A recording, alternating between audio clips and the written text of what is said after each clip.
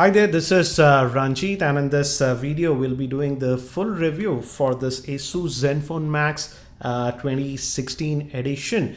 And this one actually comes with the Snapdragon 615 chipset, and it has that massive battery that's a 5000 milliamp hour battery. And I've been using this device on and off for a couple of weeks, and I also used it as my primary driver for 5 days. So I'll be dividing this review between the pros and the cons, the things that I liked with this device and the things that I did not like with this device. And regarding the pricing, I would say this device is pretty affordable considering what you get in terms of hardware. It's priced in India at rupees 10,000 and it's sold in India via Flipkart. I'll have the link in the show notes, so if you're buying it, do try to use the link. It might help the channel.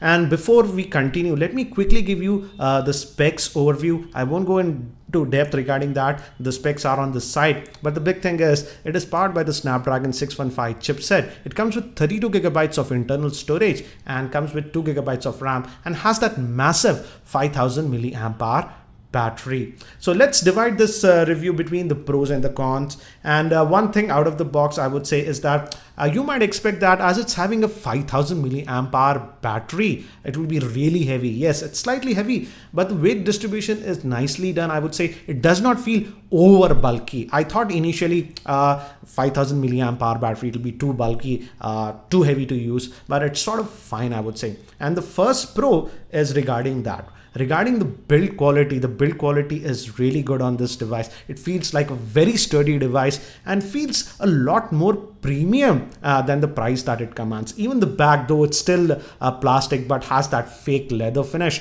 so it gives sort of a premium looks. So in terms of build quality, Asus has done a good job. Now moving to the screen quality, I would say the screen quality is decent, but again, it's not a 1080p screen. It's still a 720p screen, but the screen quality is pretty decent. And even in terms of touch, it has a good touch response, and it still has some of the good features that I earlier liked on earlier Zenphones, that is double tap to sleep and double tap to wake up. So those features are still there, but one annoying thing is that it does not have any fingerprint scanner. So if you are looking for a fingerprint scanner, that is simply not there.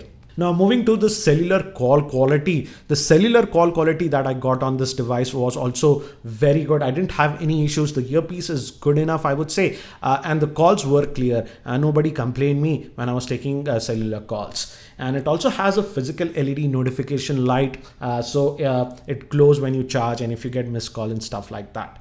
Also, now moving to call quality, as I told you, with the earpiece it was sort of fine, but if you take a lot of calls using the speaker phone, then it is not that great, because the speaker phone here is here again at the back and it's not that loud. I'll talk about the speaker in the cons section.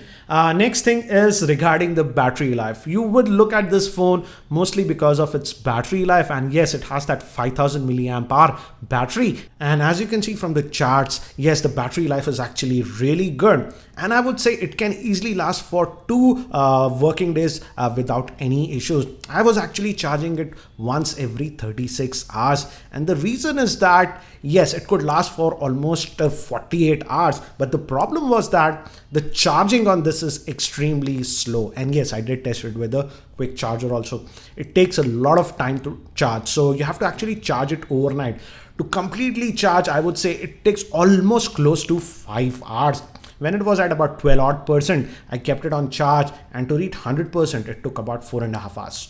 So completely charge it to 100%, I would say from very low levels like 5% or something, it will take almost 5 hours. So I would say you need to charge this device at night when you go to sleep. Don't expect quick charges. If you just plug in for 20 minutes, it will charge quickly. So that is one con, but the good thing is that the battery life is really good. And in terms of screen on time also, you can get some really good screen on time easily with this device, over 7-8 hours or so.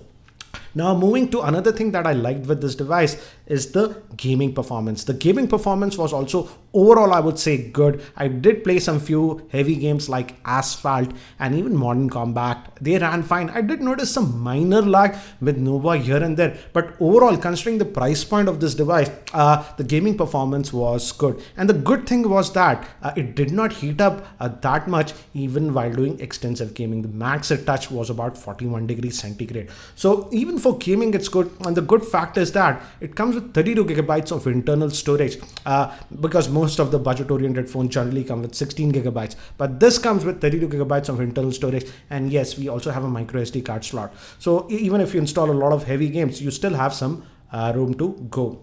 Now, another thing that many people ask is that this device is a proper dual SIM device. That means it has two dedicated slots for the SIM cards and also a dedicated slot for a micro SD card. So if you're looking for that sort of functionality, yes, that is there. No hybrid sense sort of stuff on this one.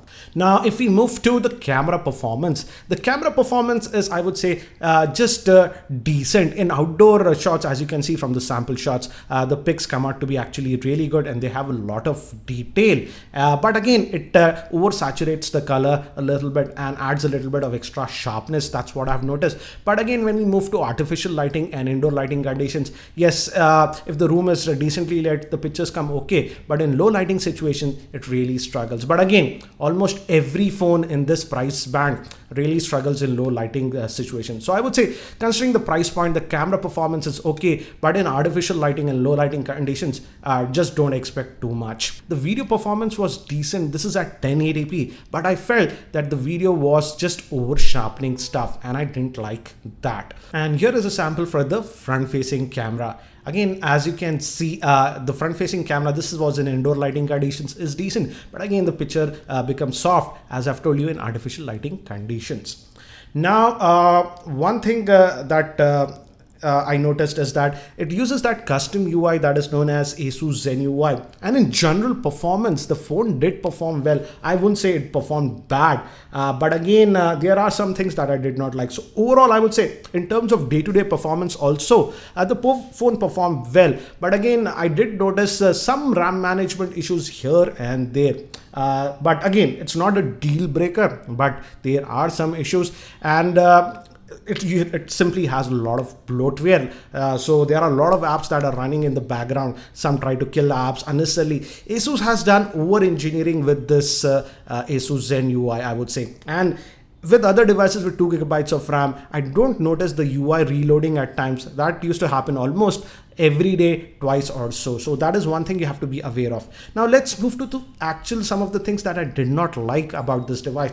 And the first thing was regarding the speaker. Again, yes, it's not as bad as the Zenfone 5. The Zenfone 5, which I reviewed about 1.5 years ago, had really low speaker volume. That's not the case. The thing has improved, but still I would say the volume levels are not that loud. As it's here on the back, many times when I was watching YouTube videos and stuff like that, I had to cup it like this for the audio to be really comfortable.